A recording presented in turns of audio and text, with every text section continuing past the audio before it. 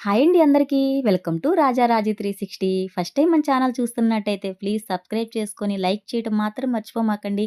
వీడియోలోకెళ్ళిపోతే evening పిల్లలు ఇంటికి రాంగానే, స్కూల్ నుంచి ఇంటికి రాంగానే వేడి వేడిగా ఏమన్నా తినాలి అని అడుగుతూ ఉంటారు గదా! అలాంటప్పుడు మనం ఇలా హెల్తీగా పొటాటో, పాలకూర బోండాస్ అనేది ప్రిపేర్ చేసి పెట్టొచ్చండి. వాళ్ళు హెల్తీగా అండ్ టేస్టీగా కూడా తినేస్తారు.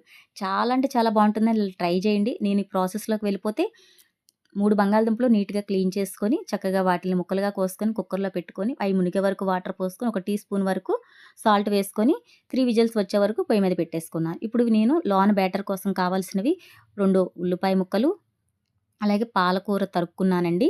తర్వాత పచ్చిమిర్చి ఒక 6 వరకు మిక్సీలో ఏసి అది నేను మిక్సీ కచ్చాపచ్చా పట్టి పక్కన పెట్టేసుకున్నాను. ఇప్పుడు ఎల్లుల్లిపాయలు కూడా సన్నగా కోసి పక్కన పెట్టేసుకున్నాను. ఇప్పుడు పొయ్యి మీద కళాయి పెట్టుకొని ఒక 3 టేబుల్ స్పూన్ ఆయిల్ వేసుకొని, ఒక హాఫ్ టేబుల్ స్పూన్ ఆవాలు, హాఫ్ టేబుల్ స్పూన్ జీలకర్ర, అలాగే సన్నగా కోసి పెట్టుకున్న ఎల్లుల్లిపాయలు, కరివేపాకు, ఇప్పుడు సన్నగా కోసి పెట్టుకున్న ఆనియన్స్ కూడా వేసేసుకుంటున్నాను. ఇదంతా కూడా మనం గోల్డెన్ బ్రౌన్ కలర్ వచ్చే వరకు వేయించేసుకోవాలి.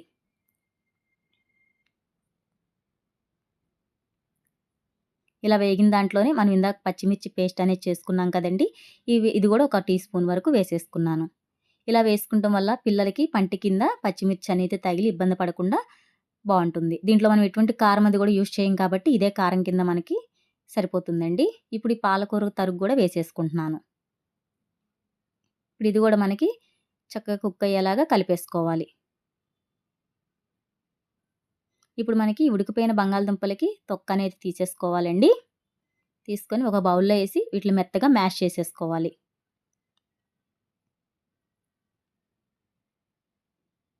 ఇలా మ్యాష్ చేసేసుకున్న దాన్ని పక్కన పెట్టుకొని, మనకి పాలకూర అనేది మగ్గిపోయింది. ఇప్పుడు హాఫ్ టీ స్పూన్ వరకు పసుపు వేసుకుంటున్నాను. అది కూడా ఒక్కసారి కలిసేలాగా మొత్తం కలిపేసుకోవాలి. ఇప్పుడు దీంట్లోనే మ్యాష్ చేసి పెట్టుకున్న ఈ దుంపను మొత్తం వేసేసుకుంటున్నాను.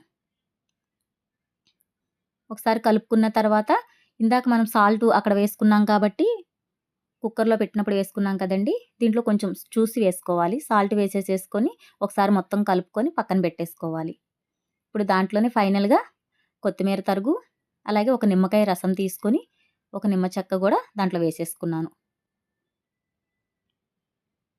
ఇప్పుడు ఇదంతా గూడా ఒక్కసారి కలిపేలాగా కలిపేసుకోవాలి.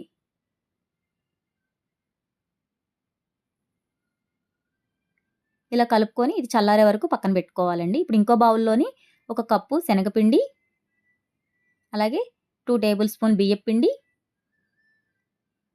Half table spoon baking soda, half table spoon పసుపు, ఒక టేబుల్ స్పూన్ కారం. ఇవన్నీ ఒకసారి కలిపేలాగా విక్స్‌తో కలిపేసుకోవాలి. దీంట్లోనే టేస్ట్‌కి సరిపడా సాల్ట్ కూడా వేసేసుకుంటున్నాను. హాఫ్ టీ స్పూన్ వరకు సరిపోతుందండి. ఇదంతా వాటర్ పోసి చక్కగా కలిపేసుకోవాలి. ఎక్కువ వాటర్ పోయకూడదండి. చూసుకొని కలుపుకోవాలి. మనకు బ్యాటర్ అనేది ఈ కన్సిస్టెన్సీలో ఉంటే సరిపోతుంది. మనకి ఎక్కువ వాటర్ అనేది పోస్తే నూనె ఎక్కువ పీల్చేస్తుందండి.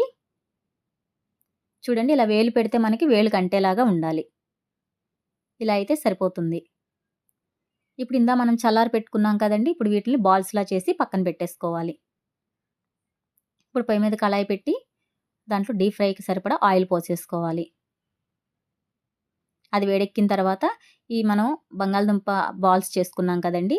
అవి మనం ఈ బ్యాటర్‌లో వేసి శనగపిండి బ్యాటర్‌లో చక్కగా ఎక్కడ గూడా మనకి లోన మిశ్రమం అనేది బయటకి రాకుండా చూసుకుంటూ వేయాలి నిదానంగా. ఇలా వేసుకున్న బాల్స్‌ని ఒక 5 మినిట్స్ పాటు మీడియం ఫ్లేమ్‌లో పెట్టి కుక్ చేసుకోవాలండి. ఎమ్మటనే తిప్పకూడదు. పిండి అనేది మనకి అంటుకుపోతుంది. చూడండి ఇలా గోల్డెన్ బ్రౌన్ కలర్ వచ్చే వరకు 2 వైపులా వేయించేసుకోవాలి. చూడండి ఆయిల్ కూడా ఎక్కువ పీల్చలేదు. ఎందుకంటే బ్యాటర్‌లో మనం వాటర్ అనేది తక్కువ పోసుకున్నాం కాబట్టి. అంతేనండి మన ఆలు, పాలకూర బోండాలనేది రెడీ అయిపోయింది. చాలా టేస్టీగా, హెల్తీగా పిల్లలు ఈవినింగ్ వచ్చి రాంగానే వేడి వేడిగా చేసి పెడితే చాలా అంటే చాలా బావుంటాయండి. ట్రై చేయండి. నచ్చితే గనక లైక్ చేసి సబ్స్క్రైబ్ చేసుకోవడం మాత్రం మర్చిపోమాకండి. Thank you for watching.